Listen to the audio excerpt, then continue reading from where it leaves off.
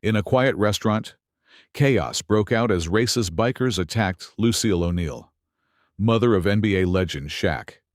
The crowd watched in stunned silence, too afraid to move. Then, the door creaked, and Shaq stepped forward, his eyes burning with quiet fire. What he did next didn't just shock the bikers, it shook the whole town. Before continuing this amazing story, let us know where are you watching from today. Let's begin our story. It was a quiet Sunday afternoon in Gainesville, Georgia. The sun hung low in the sky, spilling gold over the rooftops of old houses and rusted pickup trucks. There was a soft breeze moving through the tall pine trees, swaying them like sleepy giants. Birds chirped lazily, and somewhere in the distance, a church bell rang. Lucille O'Neal pulled her navy blue Lincoln into the parking lot of Mabel's home kitchen, a family diner that had stood on the same corner for over 40 years. She smiled gently as she parked under the shade of a maple tree, the leaves fluttering like green hands waving hello. She sat for a moment, her hands resting on the steering wheel. A soft gospel tune was playing on the radio. Her eyes moved across the familiar signs. Mabel's in red cursive, Southern cooking with soul, painted on the window, and the scent of cornbread drifting faintly in the air. Lucille was 72 now, but she moved with the grace of a woman who knew her worth. Her salt and pepper curls were neatly styled, and she wore a pale yellow blouse that complemented her smooth brown skin. A gold cross hung from her neck, resting gently on her chest. Her face was warm, round, with soft lines that spoke of both laughter and sorrow. Her eyes, a deep mahogany brown, held a quiet fire. She stepped out of the car, straightened her blouse, and smiled up at the sky. "Let's see if Mabel still knows how to make that peach cobbler," she said, softly to herself. Inside, the diner still looked the same. Worn red booths, a checkerboard floor, and walls covered with old photos. High school football teams, family portraits, black and white snapshots of long-gone Sunday afternoons.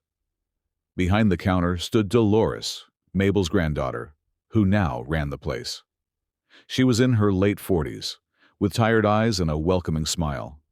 Her curly hair was pulled back in a tight bun, and she wore a grease-stained apron over her jeans and red t-shirt.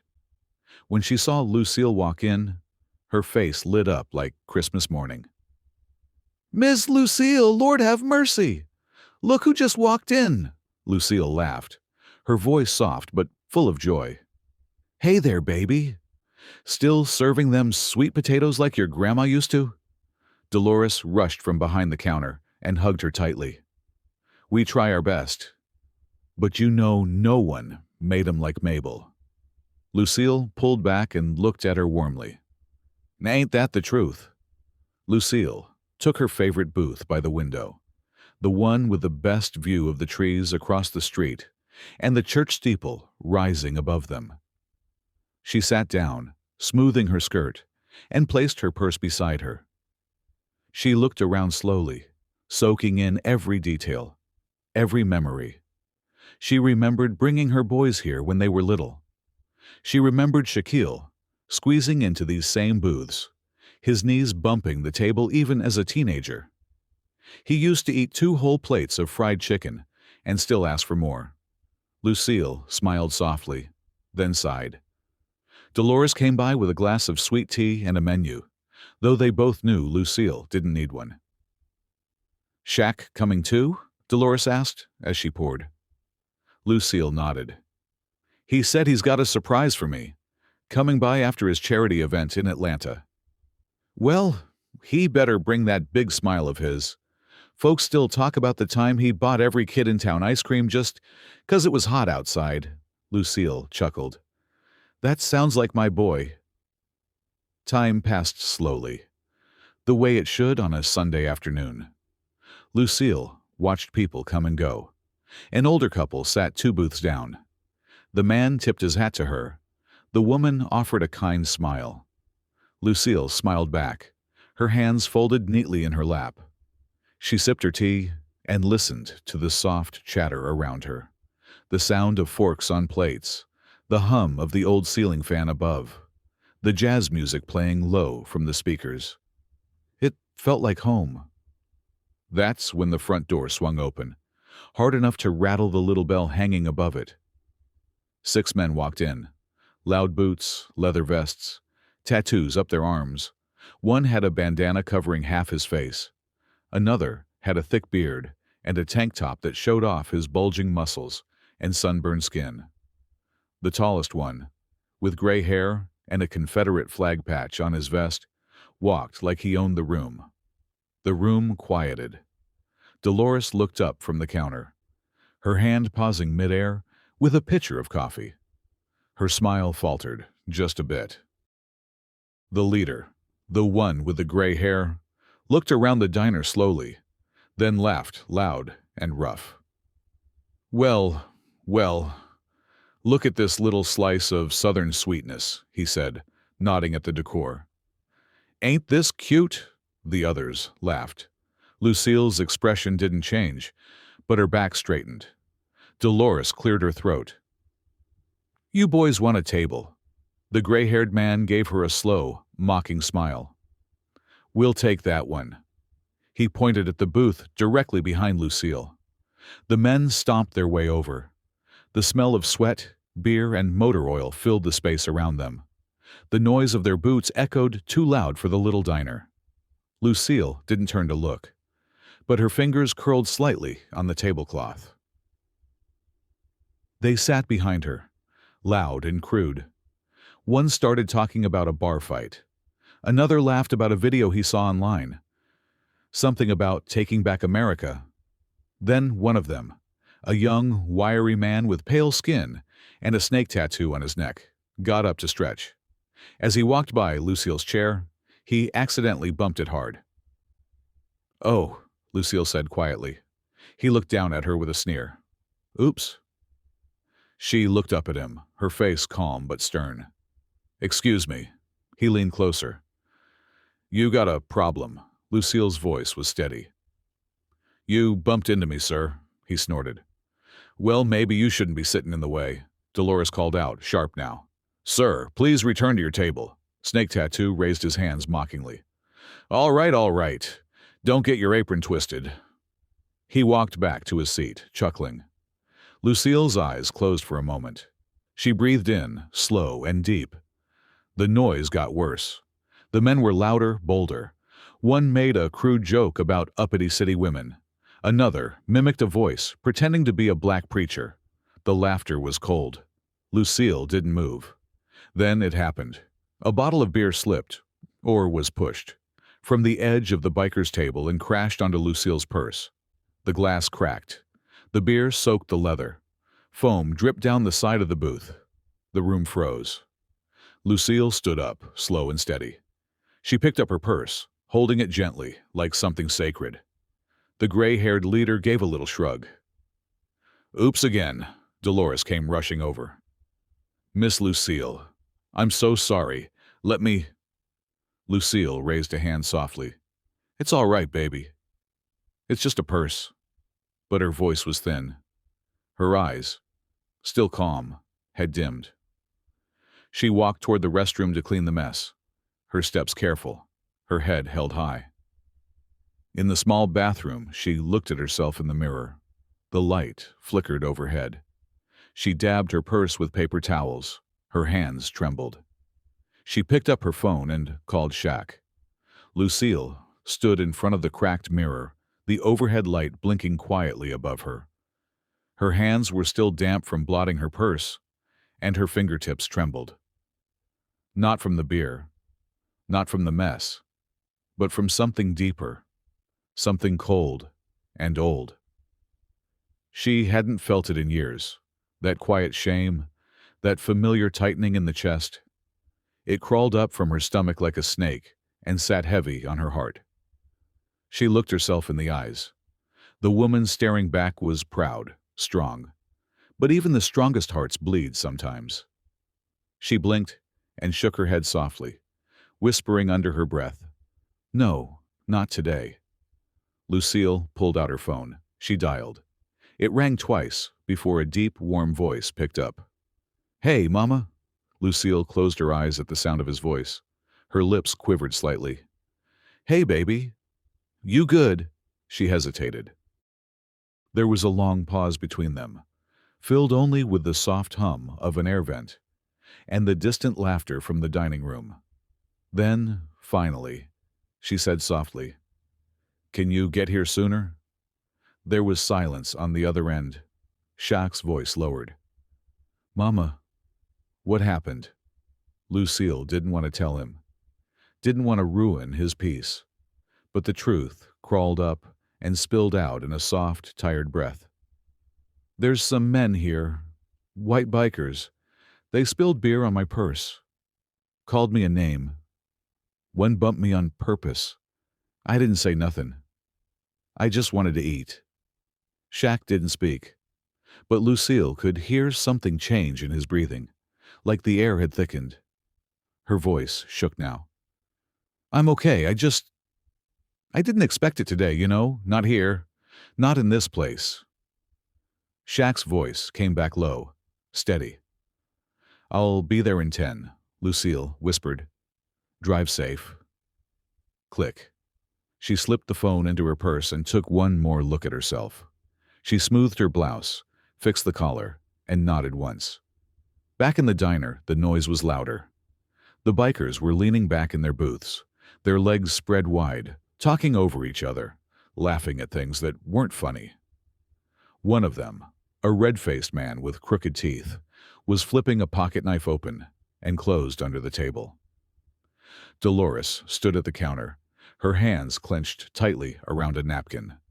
She watched Lucille return with quiet worry in her eyes.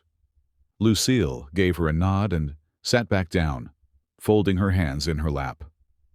One of the bikers muttered, just loud enough, "Guess she went to clean off the black." The table erupted in snickering. The older couple across the diner looked down at their plates, pretending not to hear. Dolores stepped forward, voice sharp. "All right, that's enough. You're disrespecting our customers." The gray-haired biker leaned back, his arms spread across the top of the booth. "What are you going to do, sweetheart? Toss us out with that little apron?" Dolores's face stiffened. Her eyes darted to Lucille, then to the swinging kitchen door behind her. But she didn't move. She held her ground. Lucille gently picked up her fork. She cut into a piece of cornbread with quiet dignity, her eyes never leaving her plate. She didn't need to speak. She was waiting. Outside, the sky had begun to darken, not with rain, but with mood. A black SUV pulled into the parking lot, engine humming low and steady. It moved slowly, calmly, but with purpose, like a storm rolling in from the horizon. Shaquille O'Neal stepped out. His size was still a shock, no matter how many people had seen him. 7 feet 1 inch. Broad shoulders, deep chest. He wore a black hoodie, gray joggers, and black sneakers. No bodyguards, no cameras. Just a sun. He closed the door slowly and walked toward the diner, his hands by his sides. His face was unreadable, eyes focused, lips pressed into a straight line, jaw clenched. Not anger, not yet. But something was rising behind his eyes. Inside, the bell above the door rang again. Everyone turned. The room fell into silence. One of the bikers muttered, "Well, damn." Shaq filled the doorway like a shadow. He didn't speak. He scanned the room slowly, his eyes landing on his mother first. Lucille didn't speak either, but her eyes softened when she saw him. A small smile lifted at the corner of her lips, the kind of smile a mother gives when help has arrived. Shaq walked over. Each step was steady, deliberate. He knelt beside her chair and gently kissed her hand. "You okay?" he asked. Lucille nodded. "I am now." He stood up, tall and unbending. Then he turned. His eyes locked on the table of bikers. They stared back, some grinning, others shifting uncomfortably. The gray-haired leader leaned forward, trying to sound relaxed. "Didn't know the NBA was sending bouncers now." Shaq didn't respond. He took one step closer. "Which one of you spilled that drink?" The bikers didn't answer. Shaq's voice dropped even lower. I asked a question. The man with the snake tattoo smirked. Might have been me. You gonna cry about it? Shaq didn't blink. Instead, he looked at him like he was studying something beneath his shoe. Then he said, I don't care if you're drunk, angry, or just dumb. You disrespected the wrong woman. The biker stood up quickly, puffing his chest. You think you scare me? Shaq didn't move. He didn't flinch. He just stared. Snake tattoo's bravado wavered. Just a flicker, a twitch at the corner of his mouth. Shaq took one step forward. Not fast, not aggressive, just enough to close the space between them. Where I come from, he said quietly, when a man hurts a woman, especially someone's mother, we don't let that go. He looked around at the others. But I ain't here to fight, he pointed at Lucille. I'm here because that woman raised 4 kids by herself, worked 2 jobs, prayed every night we wouldn't go hungry. She didn't raise me to throw punches. She raised me to stand up, his voice echoed through the diner. She taught me that strength isn't about how loud you shout.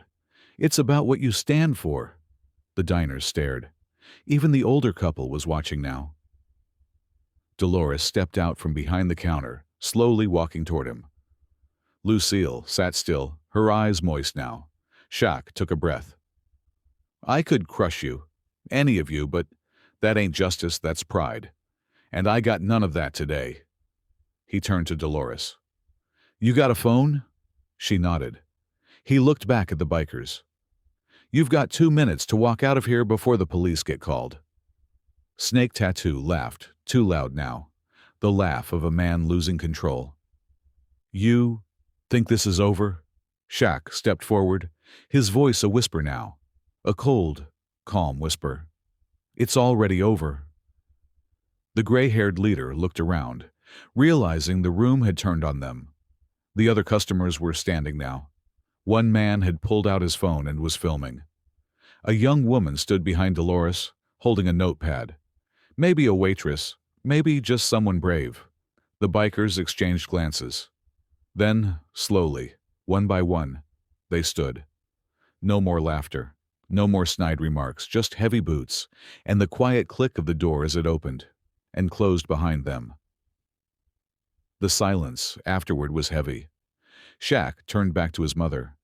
Lucille looked up at him. Her lips parted slightly, trembling. She whispered, Thank you, baby. Shaq sat beside her. His large hand covered hers. Always, Mama. She looked down at the purse in her lap, now dry but stained. I didn't want to call you. I didn't want you to see me like that. Shaq's voice cracked, just slightly. There's not a day I don't thank God for you. I'll always come for you. Lucille smiled, not the soft smile from earlier, but one filled with quiet pride. You did good, son. Shaq leaned back in the booth, letting out a slow breath. Let's eat. The morning after the incident, Gainesville felt different. The sky was still blue, the pine trees still danced with the breeze, and the church bells still chimed through the air. But something unspoken lingered, like a held breath in the chest of the town. At Mabel's home kitchen, Dolores unlocked the door at 6:30 a.m., just like she had for the past 11 years. The metal creaked as it always did, and the smell of grits and bacon already lingered in the air from the prep in the back. But her hands moved slower this morning. Her eyes wandered too long on the booth near the window, the one where Lucille had sat the day before. The red cushion still had a faint water stain where the beer had spilled. She hadn't cleaned it. Not fully. Not yet. Something about that stain made her stop. She stood there a moment, fingers touching the edge of the table, her mind circling around the voices from yesterday, the cruel laughter, the casual hate, and the quiet way Lucille had held her dignity like a shield. Then Dolores did something she hadn't done in a long time. She picked up her phone and opened the Notes app. She wrote, Yesterday, in my diner, I saw a black mother disrespected in a way no one should ever be. I watched the pain in her face.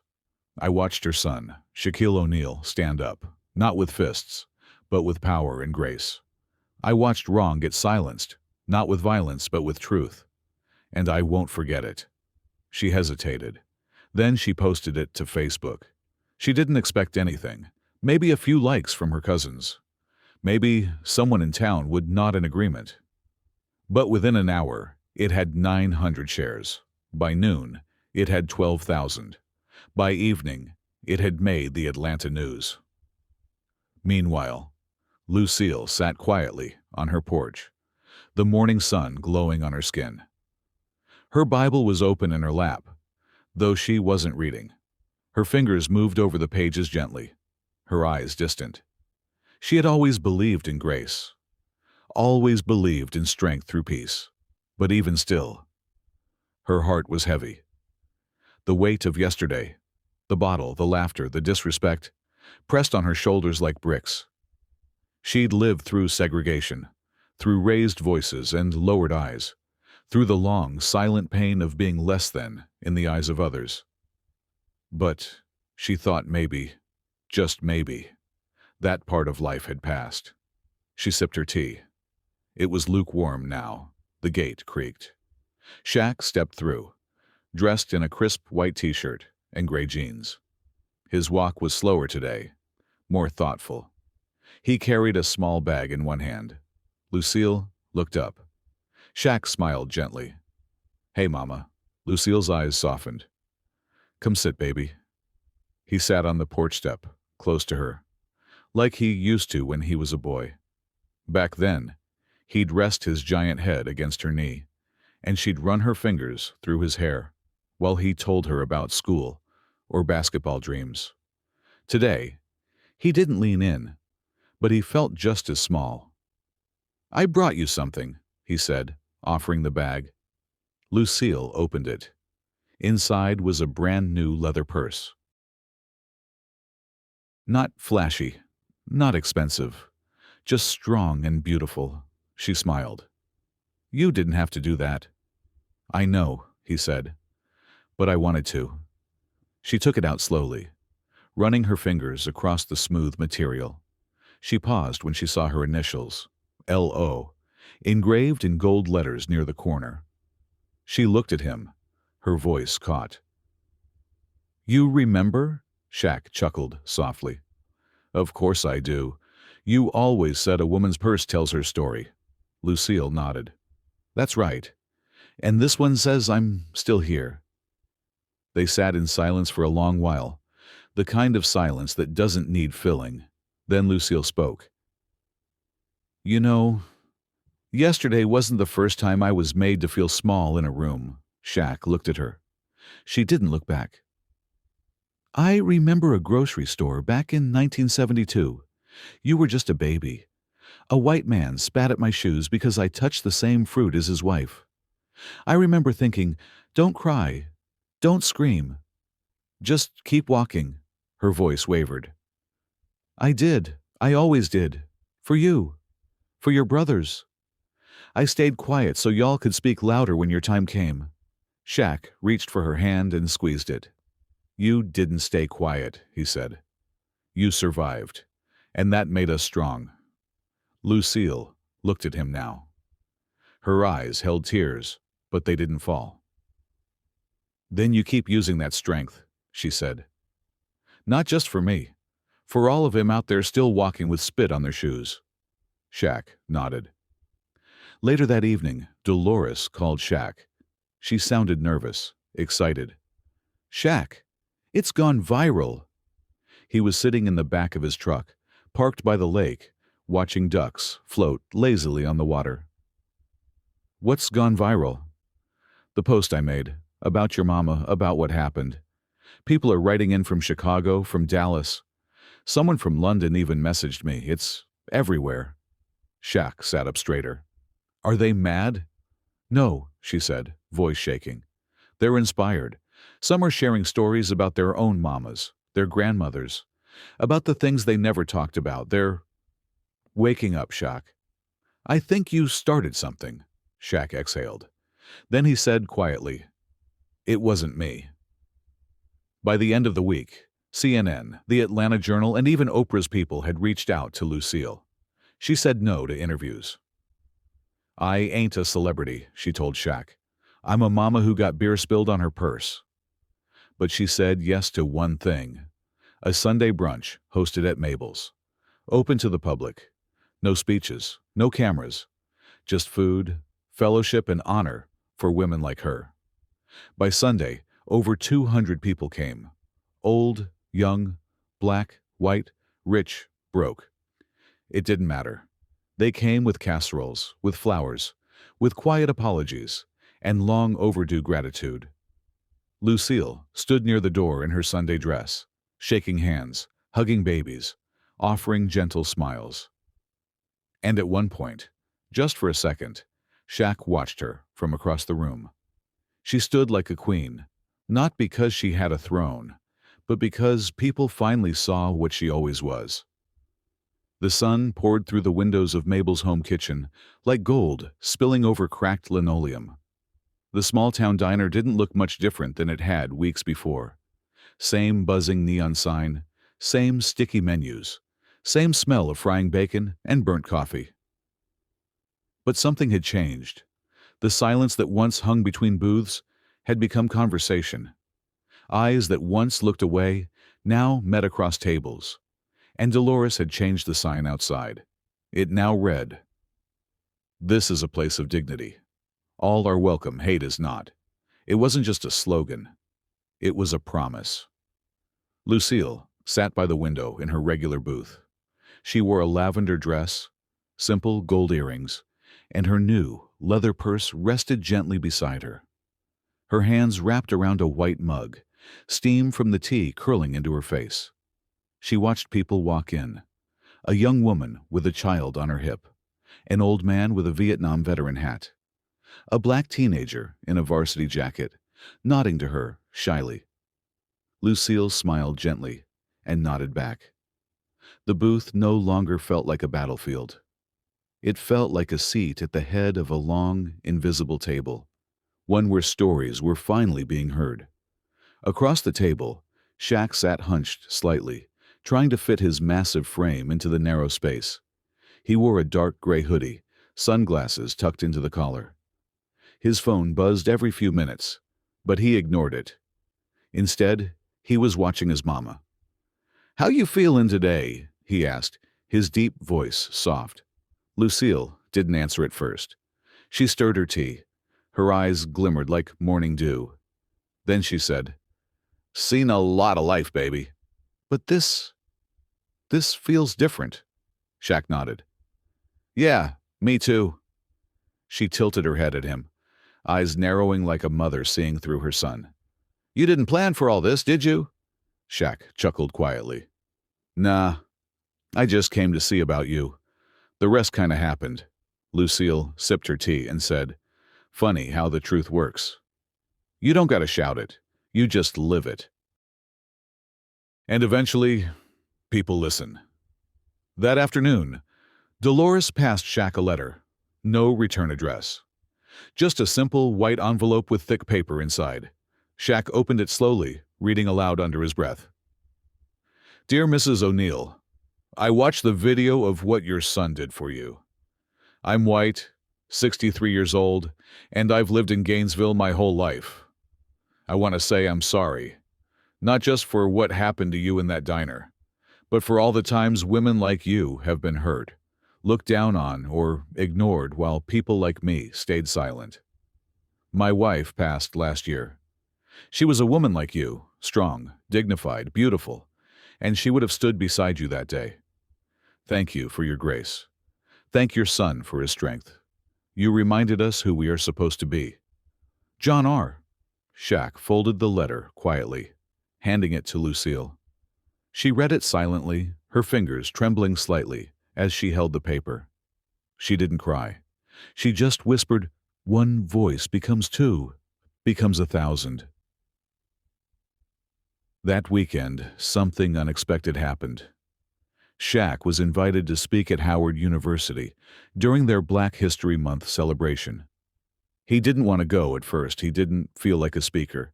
He was a ball player, a businessman, a son. But Lucille insisted. "Go," she said, folding a pressed shirt into his travel bag. Not for the fame, for the kids. So he went.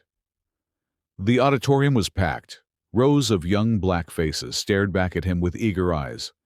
Some curious, some skeptical, some full of silent fire. Shaq stepped up to the podium.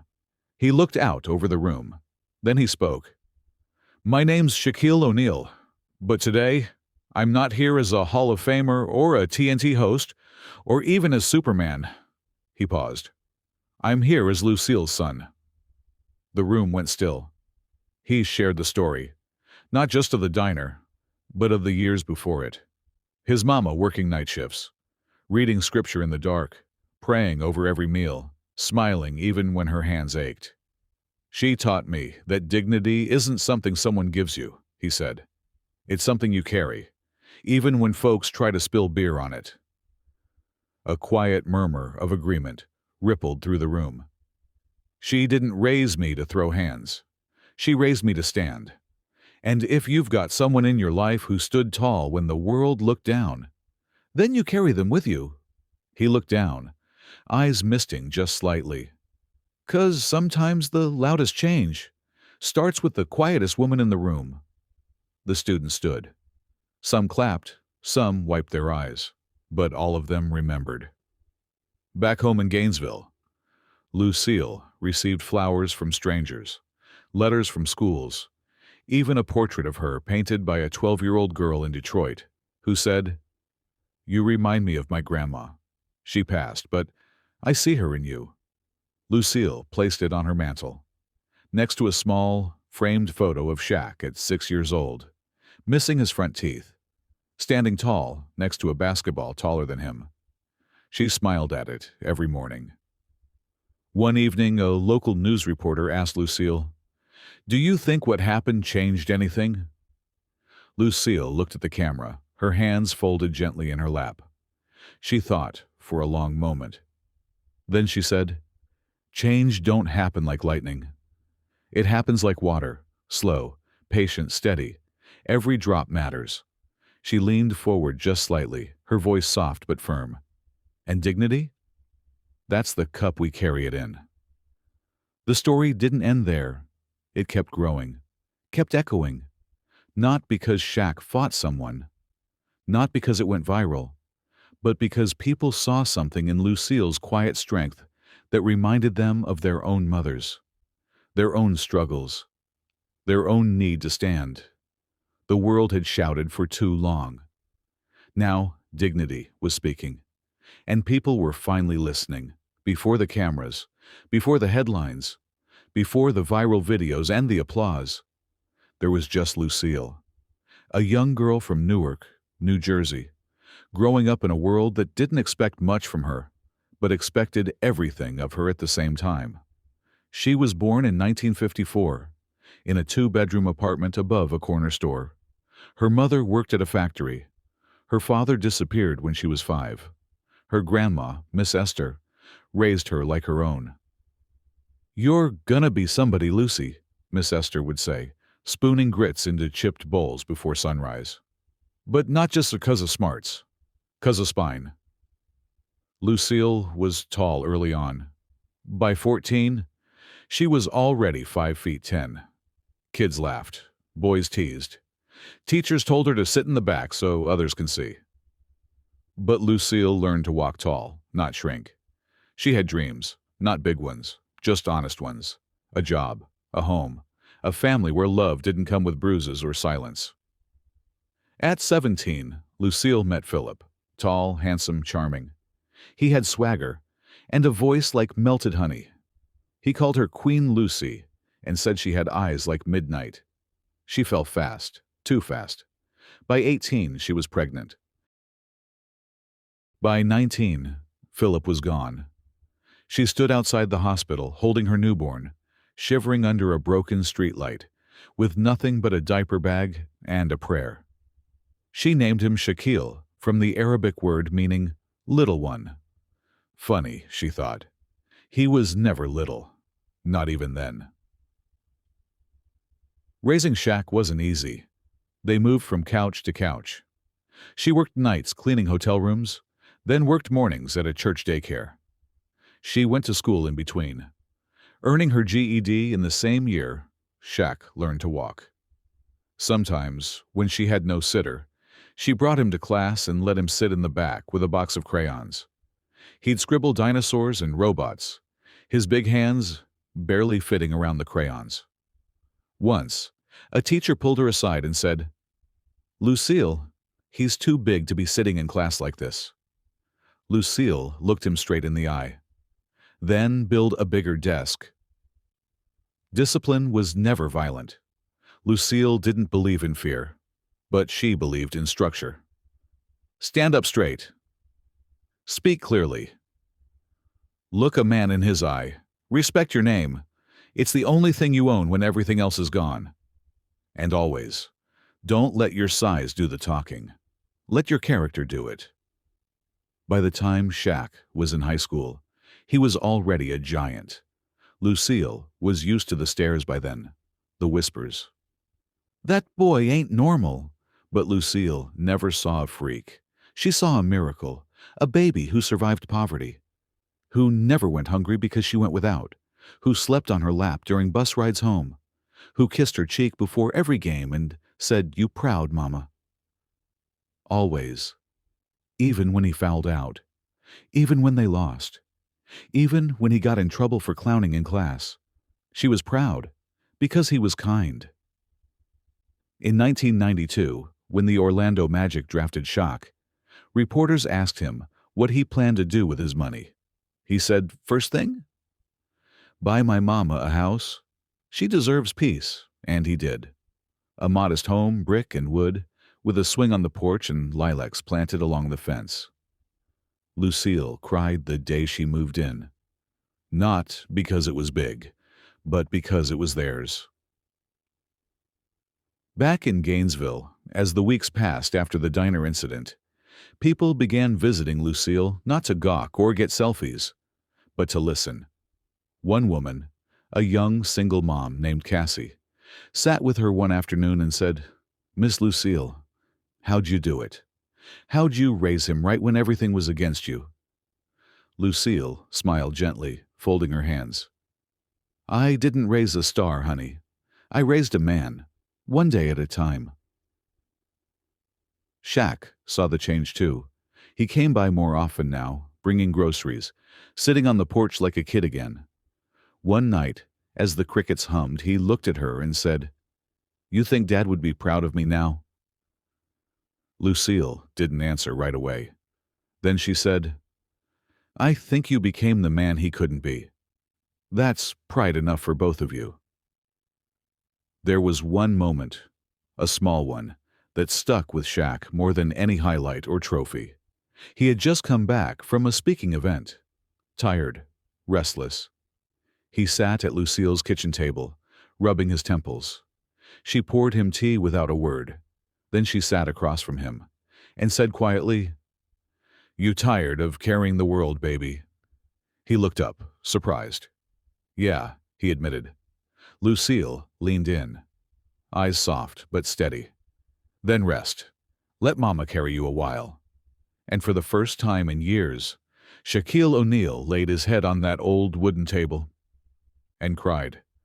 Because even giants need someone to believe in them, and even the strongest sons need their mothers. Gainesville's old community center had never been this full.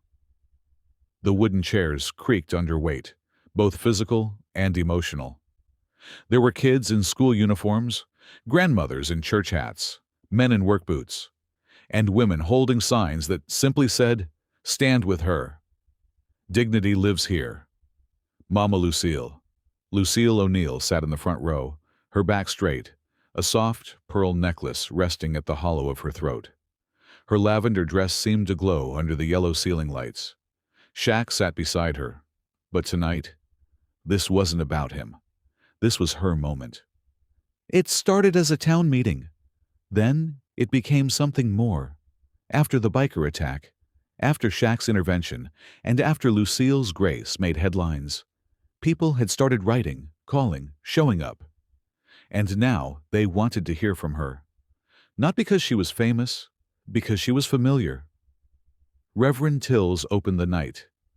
He was an old man with a voice like gravel and velvet. "My friends," he said, hands raised, "we're here tonight not just because something wrong happened. We're here because someone showed us the right way to respond." He turned to Lucille, his weathered hand gesturing to her. "We're here because she didn't fight hate with hate. She stood her ground with dignity. And that," he said, voice firm now, "is power." The room murmured in agreement. A slow ripple of applause began. Not loud, not wild, but steady.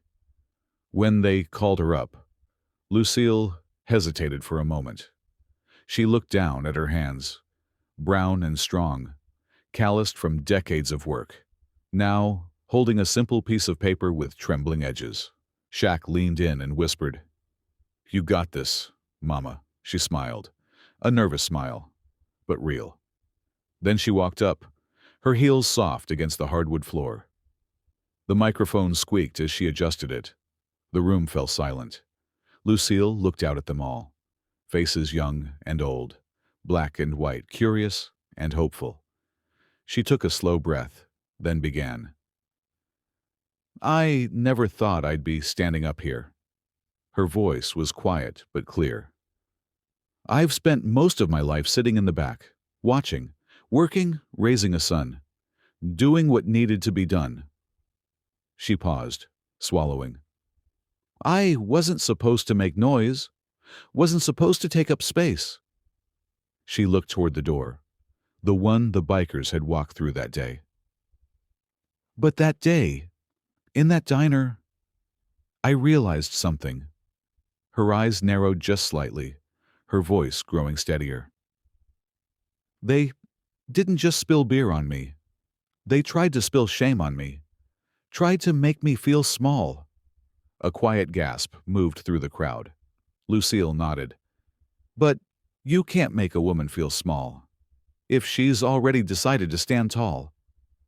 A few people clapped. She didn't rush. She let the words breathe. "I didn't throw hands, didn't scream, because I didn't need to. My son, he stood for me, and not just as a man, but as a reminder." She pointed toward the crowd, gently. "A reminder that we're not invisible, we're not weak, and we're not alone." Now the applause came louder. People stood. Lucille waited until it softened again. She looked down at her paper, then folded it, and spoke from the heart. "I've been poor. I've been hungry. I've worked 2 jobs and prayed my baby wouldn't grow up angry. I've walked past doors that wouldn't let me in. I've heard the slurs, felt the stares, and I've kept going." She smiled now, softly. "But I've also seen miracles. I've seen a boy with no daddy become a man who lifts others. I've seen strangers show kindness. I've seen whole rooms come together, like this one." Her voice cracked just slightly. "I don't want to be a symbol. I'm just a mother, a grandmother, a woman who got tired of swallowing pain with her morning coffee." Now the room was silent again. Not the kind of silence that begs for noise, the kind that holds reverence. Lucille stepped back. "For every woman who's been looked through, talked down to, or told to move along, this space is for you." She stepped away from the mic, but the room stood and clapped and cried because something had been released. Not anger, not revenge, truth. That night, a local journalist wrote, "Lucille didn't just speak. She stirred something that had been waiting to rise." The next day, an article titled "The Fire Beneath Her Feet" went viral. Soon after, schools began inviting Lucille to speak. Churches quoted her lines in Sunday sermons. And a small community group in Alabama renamed themselves the Dignity Circle, inspired by her. Lucille didn't see herself as a leader. She still cooked her grits in the morning, still fed the birds on the porch, still scolded Shaq when he forgot to take off his shoes. But now, she walked a little taller, not for pride, for purpose. Shaq sat with her one evening, flipping through letters. He looked up. "You know what you did, Mama." She raised a brow. "What's that?" "You changed more than the news. You changed people." Lucille gave him a look. "I didn't change nobody. I just told the truth." He smiled. "Sometimes that's enough." It began with a knock on the door. Lucille was in the kitchen, gently pressing dough into a baking pan. Sweet potato pie, her Sunday ritual. Shaq answered it, his wide frame blocking most of the doorway. A woman stood there, short, serious, dressed in a navy blue blazer and heels that didn't quite match the gravel road outside. "Mr. O'Neill?" she asked. "Yeah. I'm Ada Rebecca Langston. I'm here about the diner assault," Shaq called over his shoulder. "Mama, it's the law." Lucille wiped her hands on her apron and came to the door. Her face, calm but unreadable. Rebecca Langston was smart, composed, mid-40s, with a voice that clipped at the end of every sentence like she'd trained in courtrooms her whole life. She explained the charges being brought against the three bikers. Assault, hate crime enhancements, trespassing and destruction of property, she said. "We have video evidence, eyewitnesses, and your son's testimony, if you're both willing to cooperate." Lucille looked at her, eyes narrowed slightly. "And what do you need from me?" Langston's voice softened, just a little. "We'd like you to testify, Miss O'Neill. We need the jury to hear what you went through." Shaq stood up, arms crossed. "She don't need to relive that garbage for anyone." Lucille placed a hand on his forearm. Her voice was gentle. "Let her finish." Langston nodded. "We can subpoena you, but I'd rather not force it. What happened to you wasn't just criminal. It was cultural, symbolic. This case, this could mean something." Lucille thought for a moment, then said only, "I'll pray on it." That night she didn't sleep much. She sat in her living room with a blanket over her lap, an old jazz record playing low in the background. Shaq walked in quietly. "You're thinking about testifying, ain't you?" She didn't look at him right away. "I don't want to be a symbol, baby." "You already are." Silence. Then she turned to him, face soft. "But do you think it'll change anything?" Shaq sighed, rubbed his head. "Maybe not everything, but maybe it changes one thing. One law, one heart. One girl who sees you stand up and thinks she can too." Lucille gave a tired smile. "That's a lot to put on one old woman."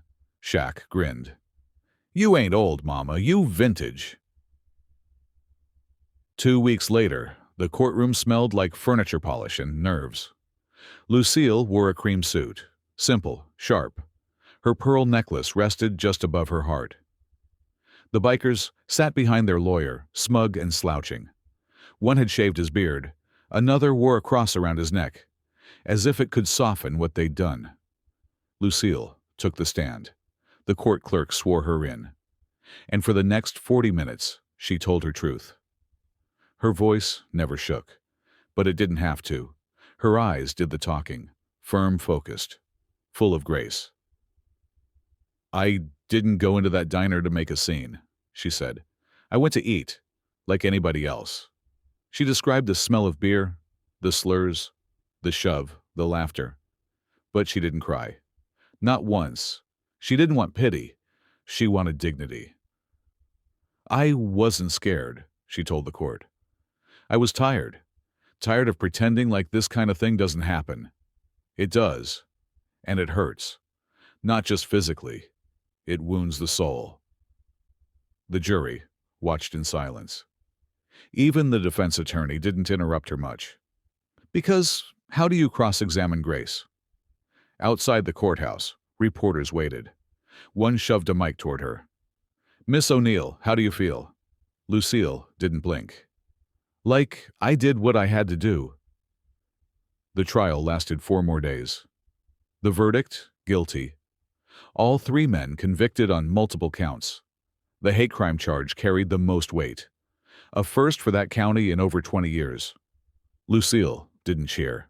She didn't shout. She just nodded once and whispered, "Let the healing begin." Weeks later, she got a letter, handwritten, from a young woman named Samantha Lee in Mississippi. It read, "Dear Miss Lucille, I have been afraid to speak up about my own experience with hate.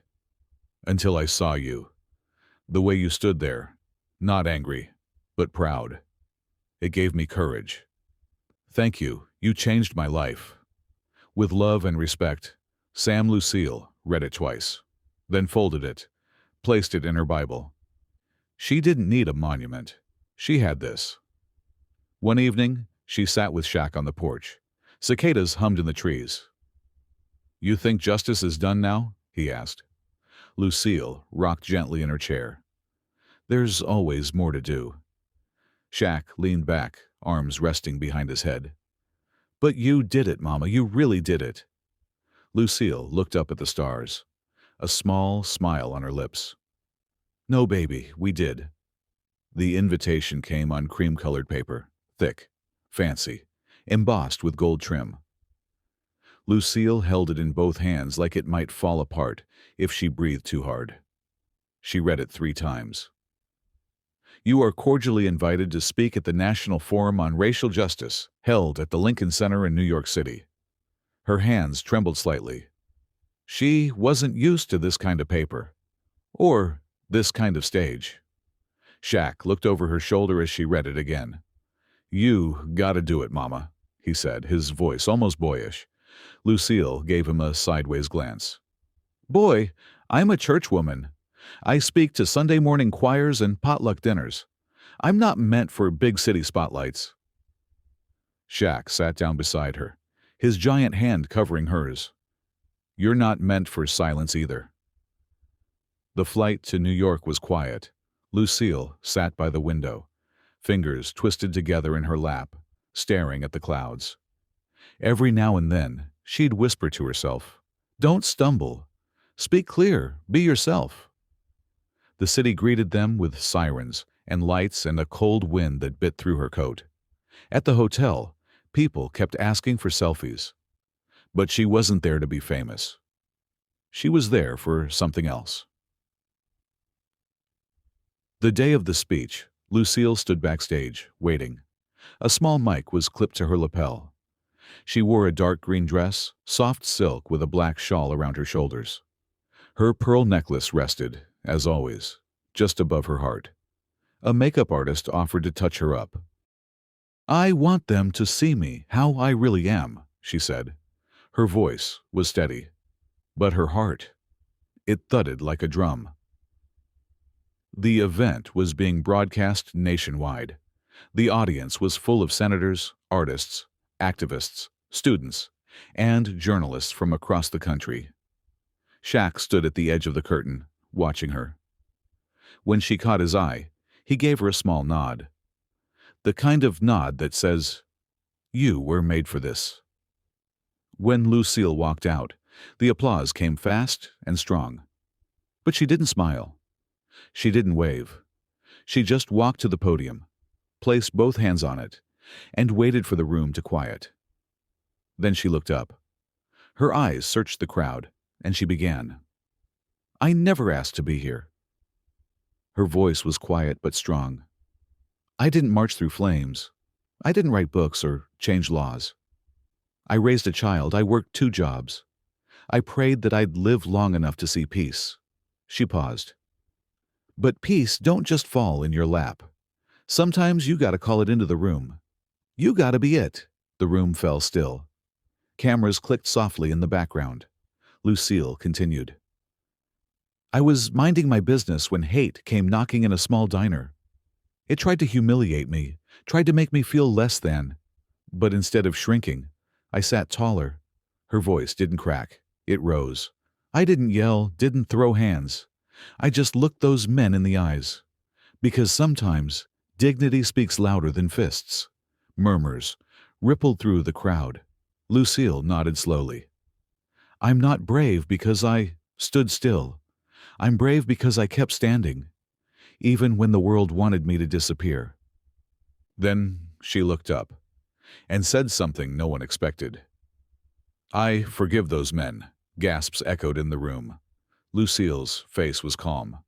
"That don't mean I excuse what they did, but I won't carry their hate in my chest like poison. I got grandchildren to love. I got prayers to whisper. I got more life to live." A single tear slid down her cheek, but she didn't wipe it away. Let the world see it. She ended simply. "I'm not a leader. I'm not a saint. I'm just a woman who got tired of pretending that silence was safety. I speak now, because if I don't, the next woman might think she shouldn't either." She stepped back. The room stood. All of it. Black, white, old, young. People stood with hands over their mouths. Some wept, some clapped, some just stood and felt, because something in Lucille had reached something in them. After the speech, they ushered her into a room full of journalists. One asked, "Miss O'Neill, what do you want people to remember about today?" Lucille didn't think long. She just smiled gently and said, "That you don't need to be loud to be powerful." That night, her speech trended on every platform. Clips of her quiet strength circled the globe. News anchors called her the soul of the South. Podcasts quoted her lines. Young women added her words to their Instagram bios. But Lucille didn't watch the coverage. She sat in her hotel room with a cup of chamomile tea and her Bible on her lap. Shaq came in, holding his phone. "You broke the internet," he said with a proud grin. Lucille chuckled. "I don't know what that means." Shaq kissed the top of her head. "It means the world finally heard you." Lucille sat on the porch as dusk settled over Gainesville, the yellow door behind her standing as a symbol of everything she had fought for, a quiet testament to resilience. The stars were just beginning to peek through the deepening sky, and the warmth of the day still lingered in the air. Shaq sat beside her, the silence between them comfortable. But there was something different in the air now. A weight had been lifted, and though the world would continue to change around them, there was a stillness in the house that felt like peace. "Do you think people will remember?" Lucille asked quietly, her eyes on the horizon. Shaq shifted beside her, looking out over the small town they had always known. "They'll remember you, Mama. Not because of the headlines or the speeches, but because you showed them that dignity isn't loud. It's steady." Lucille's lips curved into a faint smile. "Steady. That's all I wanted to be. Steady." She paused, looking at the familiar houses across the street, the people she had known her whole life. "I didn't want to change the world, Shaq. I just wanted to live in it without fear, without having to prove my worth every single day." Shaq nodded, understanding. "You've done that, Mama. You've shown people how to live with dignity, even in the face of hate. They'll remember that." He glanced at the yellow door. "This place, this house, it'll always be a reminder." Later that evening, as Lucille prepared for bed, she glanced at the pictures on the walls. Family photos, memories of her life with her husband, her son, and moments of joy and pain intertwined. She thought of the people who had come to her home, bringing flowers and kind words, not because they expected anything from her, but because she had given them something real, something they could hold on to. And as she lay in bed, the weight of the day finally lifted from her shoulders. She whispered a prayer, not for strength, because she had already found that, but for the peace that came from simply living as she was, in the place she had always called home. Days passed, and life returned to a quiet rhythm in the O'Neill household. The world outside moved on, but Lucille felt no rush to follow. She spent her days with her family, tending to her garden, helping Shaq with errands, and talking to her neighbors. The fight for justice hadn't ended, but Lucille had learned that justice was not just about victories in the courtroom or speeches on national stages. It was about the small, everyday moments where love and dignity could be found. And as Lucille walked out onto her porch every morning, her eyes would fall on the yellow door, and she would smile. It wasn't just a door, it was a symbol of everything she had endured and everything she had overcome. There was no grand finale, no last press conference, no more speeches. Just the quiet, steady strength of a woman who had always known that dignity, real dignity, was never about being seen by the world. It was about standing tall in the face of everything that tried to tear you down and saying, "I am here, and I will remain." And with that, Lucille O'Neill found the peace she had longed for. Guys, thanks for watching. I hope you enjoyed this story. Let us know about your thoughts in the comment section. Also, subscribe the channel for daily stories notification.